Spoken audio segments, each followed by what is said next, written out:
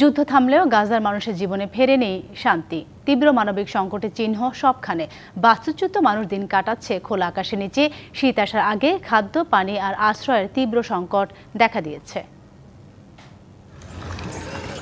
ধ্বংসস্তূপে ভরা রাস্তায় হাঁটছেন বাস্তুচ্যুত ফিলিস্তিনিরা। কারো ভরসা গাদার গাড়ি, কেউ বা বাচ্চা ও সামান্য জিনিসপত্র নিয়ে হাঁটছেন গাজা সিটির পথে।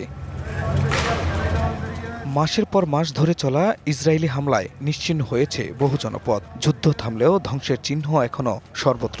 বাস্তুচ্যুত হয়েছেন ২০ লাখেরও বেশি মানুষ। মাথার উপর ছাদ নেই, নেই কোনো নিরাপত্তা।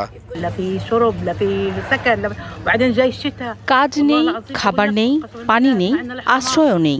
আমার ঘর ধ্বংস হয়ে গেছে। এখন আমরা ৩০ জন একসাথে এক জায়গায় আছি। কোথায় যাব, কি করব, কিছুই জানি না। গাজার আল তুফা এলাকায়ও ফিরছেন বাসিন্দারা। যেদিকে চোখ যায় কেবলই ধ্বংসস্তূপ।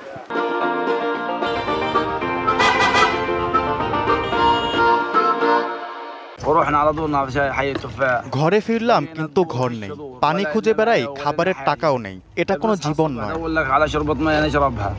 সবচেয়ে ভয়াবহ পরিস্থিতি তৈরি হয়েছে খাদ্য ও স্বাস্থ্য খাতে। জাতিসংঘের তথ্য মতে গাজার অধিকাংশ মানুষ চরম খাদ্য নিরাপত্তাহীনতায় ভুগছে। ধ্বংস হয়ে যাওয়া হাসপাতালগুলোতে অভাব পর্যাপ্ত ওষুধ ও চিকিৎসা সামগ্রীর।